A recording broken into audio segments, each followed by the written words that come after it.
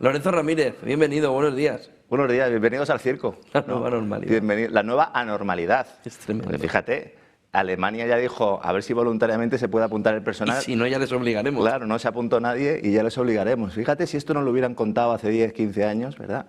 Que se iba a acabar recuperando esa idea del servicio militar obligatorio. Primero intentaron que fuera... Bueno, primero los tiramos de las ferias de empleo.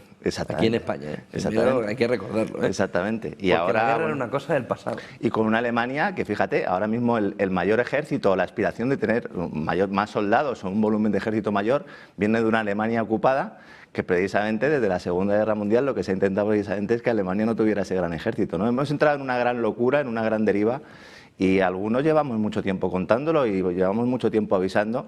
Y si tú al final pues vas comprando billetes de lotería, pues al final te toca. Al final te acaba tocando, José Antonio. ¿El gordo es la operación Maduro para Estados Unidos? La operación Maduro ¿O hay tantas fichas que ya no sabes cuál es el número del gordo? Yo recomiendo a todo el mundo que se lea ese documento de Estrategia de Seguridad Nacional de Donald Trump, que, bueno, pues aunque no se sepa inglés, hoy en día hay muchos mecanismos, traductores automáticos para poder leerlo, porque ahí explica punto por punto lo que implica esa doctrina de seguridad nacional, que en realidad es una doctrina de seguridad internacional y que se fundamenta especialmente en lo que sería la espada y la moneda. Y los dos grandes ejemplos los veríamos precisamente al sur del Río Grande, en Argentina y en Venezuela. Es decir, la guerra arancelaria lo que te está diciendo es, no, yo lo que quiero es que tú llegues a acuerdos terceros países conmigo y al mismo tiempo vetes a acuerdos con China, que es el que aspira de alguna manera a quitarme el hegemón.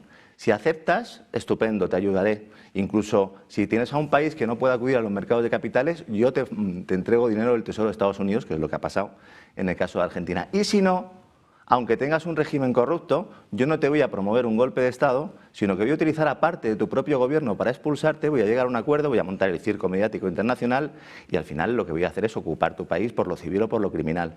Y el caso de Venezuela es un aviso a navegantes, mucho más allá del tema de los recursos naturales que pueda tener Venezuela, que evidentemente los tiene, fundamentalmente es eso. Y luego hay un factor que se añade también al tema de los hidrocarburos, porque Trump está centrando mucho la cosa en los hidrocarburos, el hecho de que se haya reunido con los prebostes de las petroleras y que lo haya retransmitido públicamente es un gesto mediático. Hay que entender todo esto como un circo.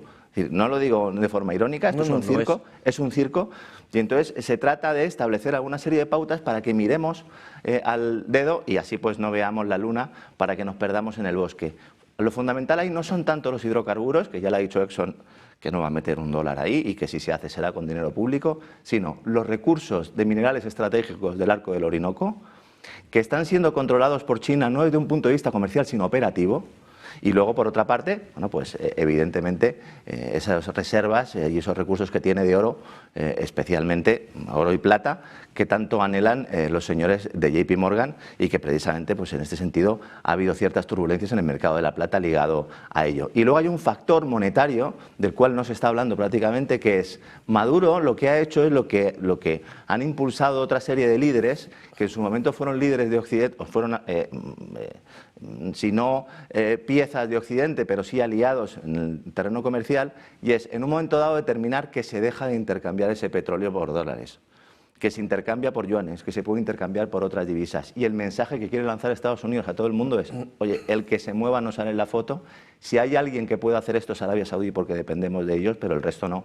Y la operación Maduro se engloba en todo este contexto. Fíjate que todo el tema del narcoterrorismo se aparta a un lado, ya prácticamente no existe. Son las armas de destrucción masiva. Son las armas de destrucción masiva que además se utilizan desde un punto de vista jurídico para evitar pasar por el Congreso.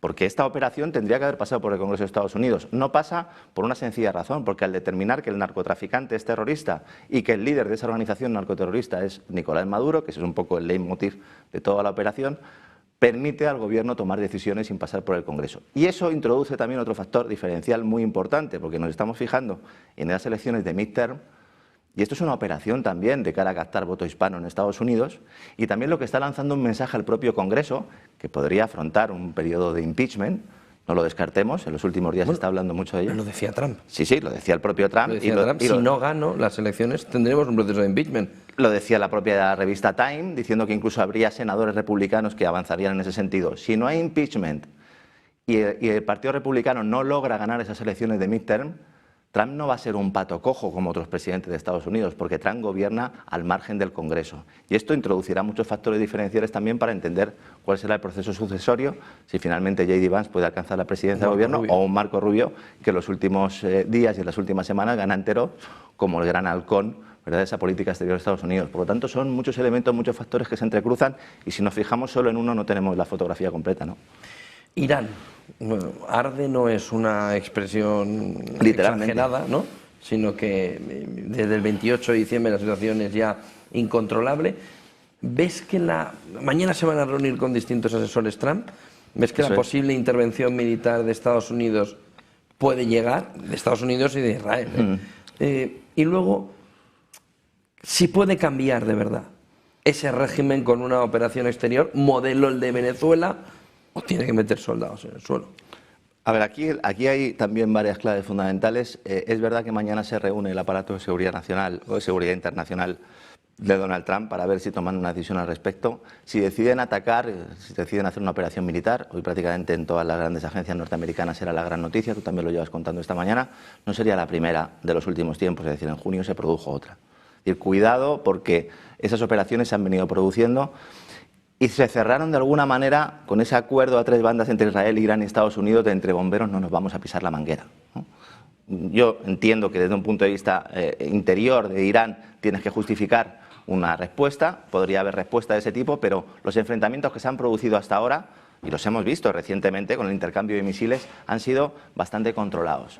Otra cosa es que, en un contexto de máxima incertidumbre, cualquier tipo de operación militar, cualquier chispa, pues puede encender un conflicto mucho más amplio, ¿no?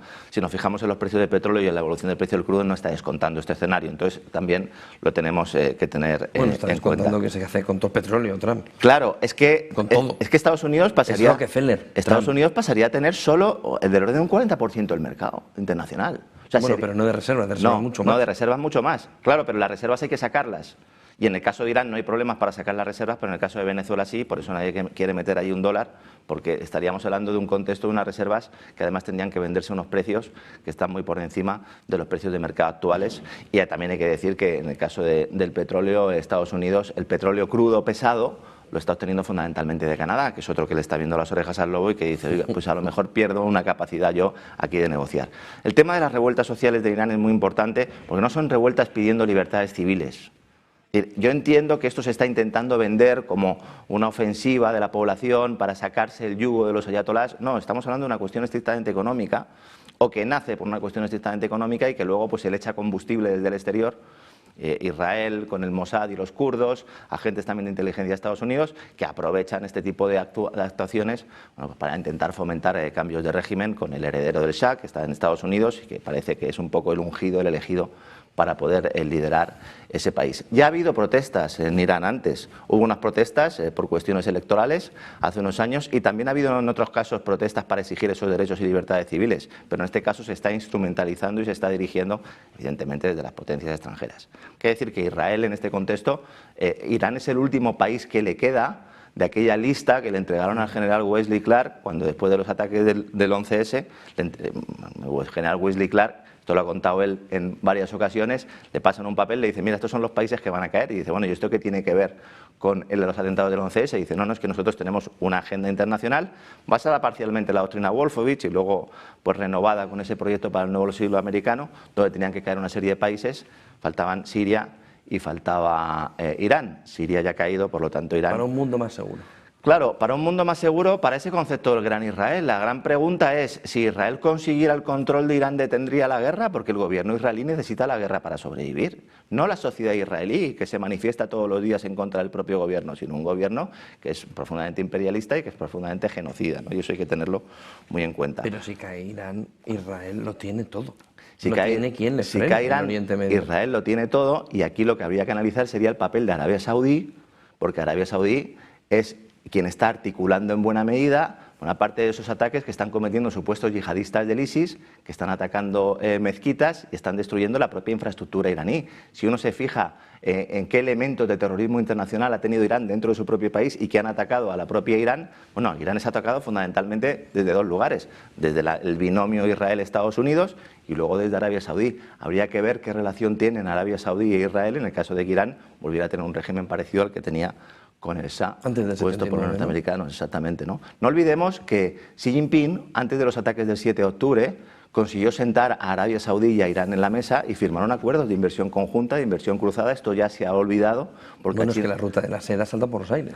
Es que no existe. Esta es la gran cuestión aquí. Es decir, la operación de desestabilización generalizada que está iniciando Estados Unidos lo que hace es, fundamentalmente, es utilizar la guerra para destruir la capacidad que pueda tener China de establecer relaciones comerciales pacíficas. Se ha dado la vuelta un poco en la historia. Al final es China la que intenta promover el comercio. No la democracia, sino el comercio como elemento integrador, y Estados Unidos, que yo creo, y a mi juicio... Pero pienso una cosa, Lorenzo. Hace 2 años, ¿no? Hace un año y pico, Meloni sorprendía diciendo, me salgo de la ruta de la seda. Sí, sí. Y decíamos, ¿pero y quién entonces va a darle el gas que tiene que venir desde la ruta de la seda, ¿no? Entonces aparecía en Naciones Unidas aquel mapa, ¿no? En el que decía, no, esto va a venir desde aquí. Decíamos, ¿pero y el petróleo? Es decir, Europa, con un cambio de régimen en Irán y a través de Israel, resuelve el problema energético de Rusia. Claro. Es decir, el problema de Europa es, no me sirve lo que tengo, me servía lo que tenía, pero esto no me sirve, ¿qué me puede servir? Y aparece de repente Israel y le dice, una vez que Irán caiga, tienes el petróleo, tienes mi gas, la famosa Riviera, ¿no?, de Gaza, y tienes todo un entorno donde la ruta de la seda ya no es China. La ruta de la seda. Es israelí. Es israelí.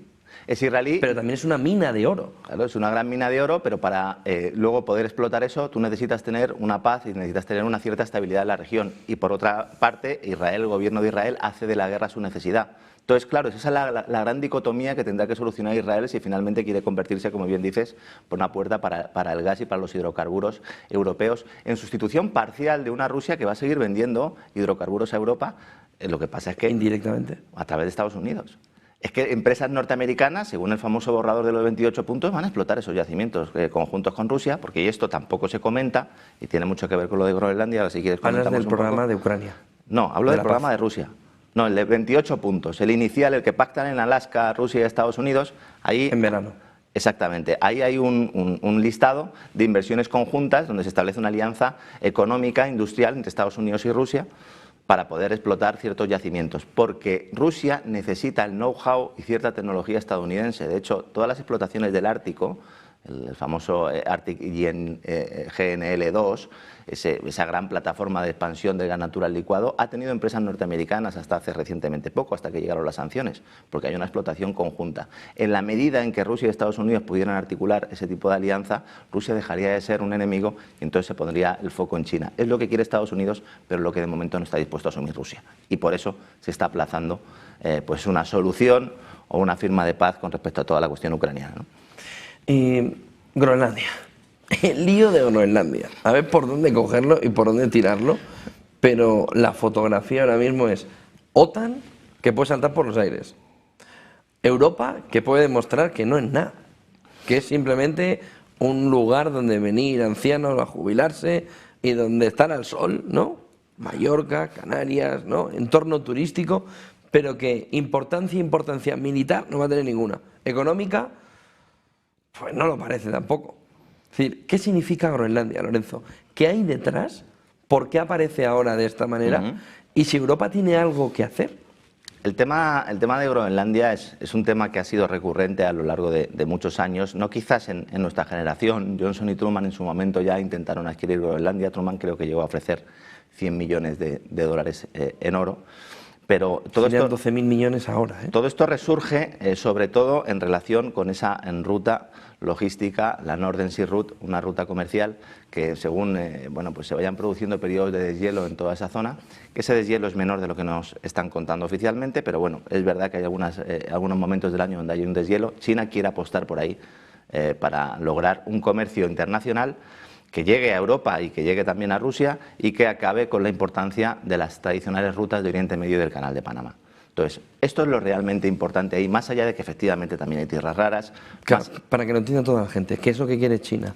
en lugar de ir hacia aquí, ir hacia allí. Eso es que estaríamos hablando de una reducción notable tanto del periodo y del plazo en el cual pues, los bienes y servicios llegarían muchísimo antes, pero estamos hablando de semanas antes y a un coste muchísimo menor. Y además se reduciría la capacidad de chantaje de los países de Oriente Medio. Es decir, el canal de Suez, el estrecho de Hormuz perderían importancia. No desaparecerían, pero perderían importancia, y también perdería importancia el canal de Panamá.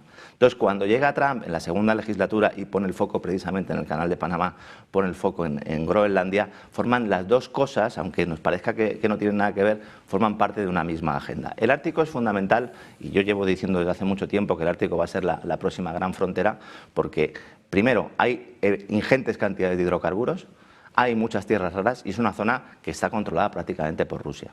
Entonces, Estados Unidos, el mensaje que lanza es: Europa, no pintas nada, no eres capaz de contrarrestar de ninguna forma, ni desde un punto de vista militar ni competitivo, ese dominio que tiene Rusia sobre las rutas del Ártico. A Rusia ahora se le suma China.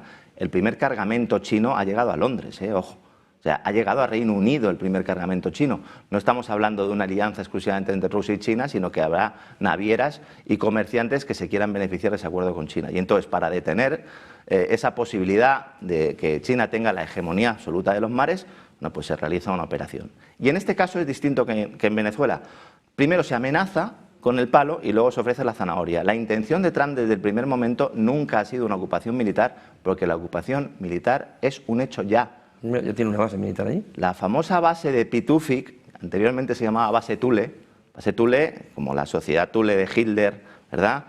Ocultista, ¿no? Que esperaban que vinieran de alguna manera los hombres hiperbóreos, ¿no? Esos atlantes, toda esa base ocultista del régimen nazi, pues se traspuso, se trasladó con el nombre de esa base Thule, que es clave para el NORAD, para la fuerza aérea norteamericana. Es una base fundamental. Llegó a un acuerdo Groenlandia con Dinamarca para que, a cambio de que les entregaran $11.000 per cápita a los inuits, a los habitantes de Groenlandia, que son unos 56.000 aproximadamente, y ahora Trump lo que hace es ofrecerles 100.000. Los inuit no quieren, ha habido referéndums, no quieren salir de su estatus actual. Y entonces, en estos momentos, la isla, aunque esté bajo tutela danesa, Dinamarca tiene las carteras de exteriores, la cartera militar, la cartera de defensa y la de asuntos monetarios. En efecto, como Dinamarca pertenece a la OTAN y la base está controlada por Estados Unidos, al final pues es Estados Unidos quien impone ahí su ley. No se trata tanto de que vaya a desaparecer la OTAN, sino que, como le dijo J.D. Vance, que precisamente su primer viaje fue a Groenlandia, y le dijo a los prebostes europeos en aquella famosa conferencia donde Ursula von der Leyen se levantó: un nuevo sheriff ha llegado a la ciudad, la OTAN somos nosotros. No es que se vaya a disolver la OTAN, es que ustedes van a pagarnos a nosotros las armas y nosotros vamos a defenderlas, y vamos a vendérselas. En estos momentos Europa compra el 40% del armamento que produce Estados Unidos. ¿Hay una diferencia cualitativa fundamental aquí? Sí. ¿Cuál? Que Estados Unidos ya dice: me paso por el arco del triunfo del derecho internacional, aquí mando yo. Y como decía el Departamento de Estado en el famoso comunicado que publicaron hace unos días, este es nuestro hemisferio. No somos aliados de Estados Unidos, somos súbditos, y nos lo están diciendo a la cara. Básicamente es eso. ¿Crees que puede saltar todo por los aires? Porque hay una percepción de que parece el plan perfecto, ¿no? El master plan de Trump. Es imposible que nadie pueda cambiar ese plan, que nada, pero estamos al borde de una ojiva nuclear para que todo esto reviente. O sea, aquí hay un factor también muy importante. El documento de seguridad nacional de Trump y las acciones que está adoptando Trump en estos momentos denotan cierta desesperación por parte de Estados Unidos como país. Es decir, si lo único que le queda a Estados Unidos para ofrecerle al mundo es el guantazo limpio, es el bombardeo, es el secuestro generalizado, es el pasarse, como digo, por el arco del triunfo del derecho internacional, ahí hay es un nuevo Leviatán. Sí, es un nuevo Leviatán, pero al final es un Leviatán que no le queda otra opción. Es como el animal herido, ¿verdad?, que ya lo único que le queda es dar un zarpazo. Esto explicaría parcialmente por qué China y Rusia parecen no reaccionar ante este tipo de movimientos. Pero bueno, yo soy partidario. Eso es otro tema. ¿Por qué no reacciona China y Rusia? A ver, aquí hay que entender esto como áreas de influencia, ¿no? Como lo que te comentaba antes, esa expresión tan española que a mí me gusta usar: entre bomberos no nos pisamos la manguera. Aquí hay un acuerdo que no es que sea tácito, sino que yo creo que es explícito entre las grandes potencias, para que cada uno en sus diferentes regiones pueda ir operando y pueda ir, bueno, pues haciendo una especie de núcleo para luego, es verdad, en el futuro poder plantear un enfrentamiento total. Tú sabes que yo llevo defendiendo también desde hace mucho tiempo... Sí, pero Taiwán no es chino y Ucrania no es ruso. No lo es. Pero Venezuela sí es Pero estadounidense. Venezuela sí es estadounidense. Entonces, aquí lo que hay es una doble moral que se especifica y que se plasma. ¿Le interesa a China hacer una operación en Taiwán a corto plazo? Yo creo que no, yo creo que no le interesa a corto plazo. ¿Cuál es la diferencia? Porque hundiría la economía, su economía. Y porque generaría un ambiente que destruiría la imagen de China como pacífica, como no bélica. Porque China lo que está haciendo es aprovechar todo este contexto para presentarse como un socio fiable. Y en un proceso de pérdida de capacidad o de poder del dólar, aunque es una pérdida relativa, ¿no? Todavía el dólar va a seguir siendo importante durante mucho tiempo, y teniendo en cuenta que China quiere atraer a todos esos socios de los BRICS, es mejor plantearte con una rama de olivo o plantarte en la mesa que ir con las bombas por delante. Y luego, además, hay un acuerdo tácito de no agresión, es lo único que explica que todo esto se esté produciendo. Hay una serie de esferas de influencia, hay un reparto del mundo, hay un nuevo telón de acero, eso es indudable, y recemos porque al final no salte esa chispa, porque por mucho que tú intentes hacer encaje de bolillos, hemos planteado en este ratito en la mesa tantas incertidumbres y tantos peligros que evidentemente pues podemos estar a las puertas de un enfrentamiento total. Algunos ya hablan de tercera guerra mundial y que se estaría produciendo en estos términos, no a lo mejor de una forma tradicional como concebimos la guerra, pero yo creo que ese enfrentamiento sí está en marcha, ¿no? Pues muchísimas gracias por toda esa fotografía. Lorenzo Ramírez, buen día, feliz entrada de año, que no habíamos hablado, y buen año. Igualmente, fuerte abrazo.